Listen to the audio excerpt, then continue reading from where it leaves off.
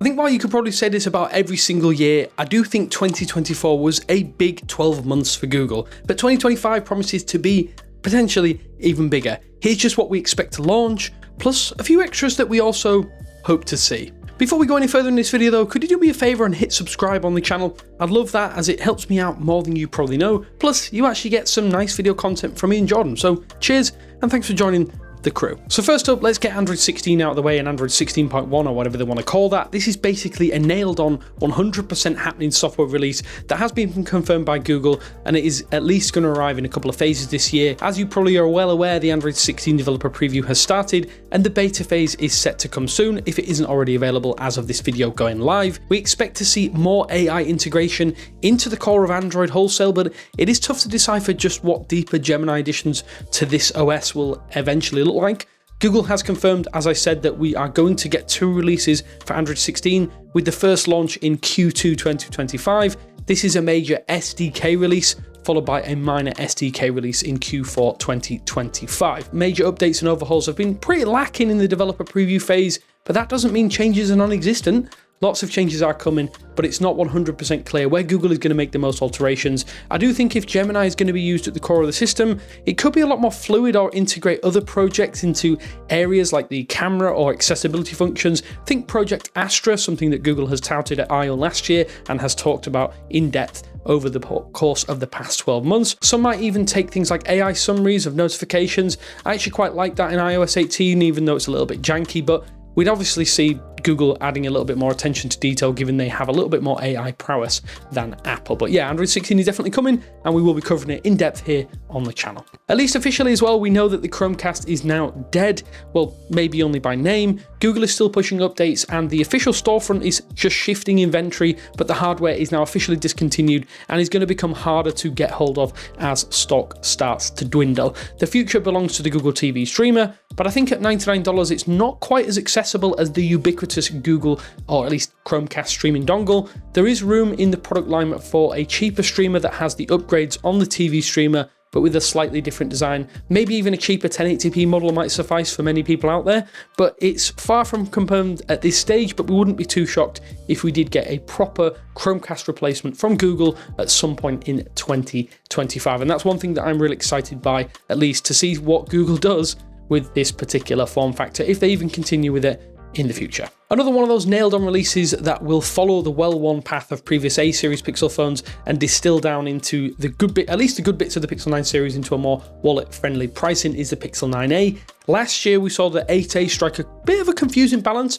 and while it's unlikely, this could be a nice sender for the Pixel A series if it is done correctly, if Google intends to drop the A series, which there are some rumours swirling about that, but nothing concrete at this stage. There is a lot of information out there already, and we know the Pixel 9a will be powered by the Tensor G4 SoC, which is set to be paired with 8GB of RAM, 128GB of, or even 256GB of UFS 3.1 storage, and it could be using the Titan M2 security chip just like existing Pixel devices. So it's most of what we expect from a Pixel phone in that cheaper price point, as I mentioned.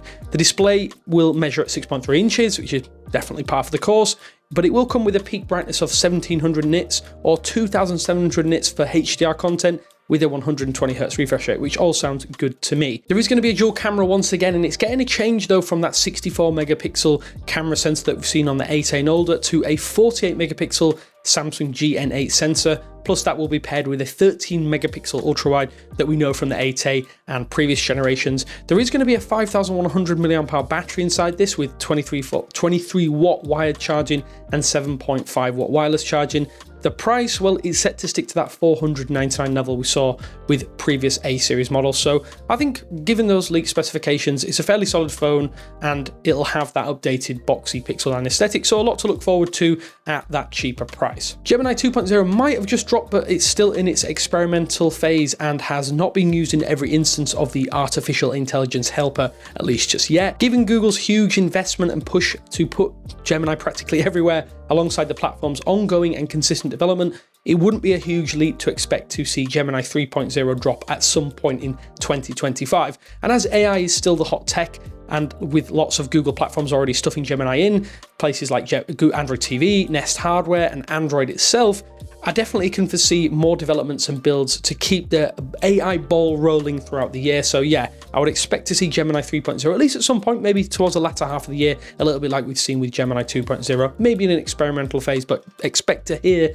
and see more Gemini news as the year progresses. And much to my own frustration, it has been 4 years since we saw new Nest Hub hardware and 5 years since the Nest Audio was officially unveiled alongside the Pixel 5. Technically, that isn't true though. When we start to think about it, as the Pixel tablet, when paired with its charging hub, does act like a big Nest Hub of sorts, but it's not quite the same, is it? Especially given it's 4 or 5 times the price. It isn't the same product naturally as it's a tablet, and it does have some limitations due to the fact that it's merely a smart display in a similar manner as how Pixel phones are when you stick them on a Pixel stand charger. So yeah, I'm not counting that one, at least as far as the Nest lineup is concerned. There are lots of reasons why people will want and need a follow-up, but with Gemini slowly starting to bleed into more areas, at least of the existing Google product portfolio, I think a smart speaker or smart display tailored to work with Gemini would be a very enticing upgrade and something that feels like the next obvious step for this hardware lineup that has actually just been neglected a little bit over the past couple of years, at least the last 4 or 5 years, and it would be really nice to see Google release something, and it would not be a shock if Google did so, at least maybe towards the latter half of the year. So lots of long-time Pixel fans have high hopes for the Pixel 10 lineup. This is another nailed-on addition, especially given the success of the Pixel 9 series. The long-awaited shift away from Samsung Foundry to TSMC for the Tensor lineup is coming with this particular release. That alone might see some big performance uplifts, but beyond those specifics, we only have code names for the lineup and an expected August 2025 launch timeframe, based upon this shifted launch of the Pixel 9 series, and of course the fact that Android 16 is now coming in 2 phases. Basically, that's been confirmed to fit in with this new hardware launch cycle. The Pixel 10, or Frankel, is going to be our base model this year. There's a Pixel 10 Pro or Blazer. I'm glad that's sticking around, as this felt like a little bit of an experiment with the Pixel 9 Pro, a smaller flagship phone with not many downgrades. Of course, there's going to be the Pixel 10 Pro XL, aka Mustang, and the Pixel 10 Pro Fold is codenamed Rango. At least at the time of this video going live, there hasn't been much by way of design leaks. It could be that we're getting another minor facelift this time around, which seems like it pretty much will be fine given the major shift away from those bubbly soft corners and boxier, or at least to a boxier, flatter aesthetic with the Pixel 9 Pro series and the Pixel 9 series in general. And I think that's something that a lot of fans have really taken to, especially as we were a bit wary ahead of time. Definitely, if you want to hear more about the Pixel 10 series, or at least a deeper dive into that, go check out Jordan's recent video on the Pixel 10 via the link in the description for more information on what to expect. We've seen a Pixel Buds Pro new version release alongside the Pixel 9 series. They're impressive, if not the best earbuds for Android phones, but we don't have a new pair of Pixel Buds A series, at least just yet. Maybe 2025 is the year that Google provides a sub $100, even sub $150 follow-up for those looking to get a cheaper Pixel experience with their earbuds without missing out on neat features. It has been several years actually since the Pixel Buds A series were unveiled. Since then, we've actually just had a few extra colorways hit the Google Store, but pretty much crickets on an improved pair of wireless earbuds. Even if Google were basically to just take the original Pixel Buds Pro parts and try and shove them into a new shape, that might be a huge win for a lot of people, and that's something that I probably wouldn't be against, if that makes sense. That said, this isn't Google's usual style, so we'd love to see an updated pair of A-series earbuds, more or less in any format, and hopefully maybe we'll see something a little bit more in tune with those newer Pixel Buds Pro 2, which are, again, like I say, are impressive. They're not necessarily the best earbuds for Android users, but they're very much up there and something that fits in with the rest of the Google ecosystem. And off the back of the successful launch of the Pixel Watch 3, we at least know there is room in the lineup for a smaller watch and a larger watch. The 45mm Pixel Watch 3 is definitely one of the most improved products in Google's lineup, as it finally makes good on several of the promises the first gen and second gen set out to achieve. We definitely expect to see Google bring an updated smartwatch to the market when the Pixel 10 series is unveiled, but I do think it'll likely stick to the current design style with maybe a new chipset plus integration with things like that hybrid interface that we've seen on the OnePlus Watch 2, which is really impressive, and it's also on the 2R as well. This could enable multi-day battery life no matter which model you prefer, and I do think this is something that people want from their smartwatches, so it's good to see Google really investing in that, and hopefully later down the line with the Pixel Watch 4 series, we'll get that with even the smaller model this time around. So those are a few things that we wanted to get out the way straight away that we think are highly likely or more or less nailed on, and save a couple of things. That's quite a potential array of new products and new actual options that Google is going to release this year.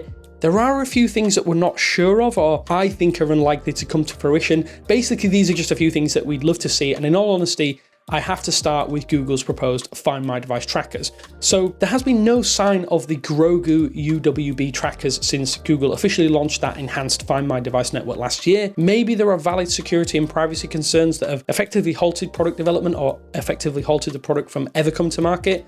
But I do think it would be a great alternative to the current admittedly small pool of options from the likes of Chipotle and Pebblebee.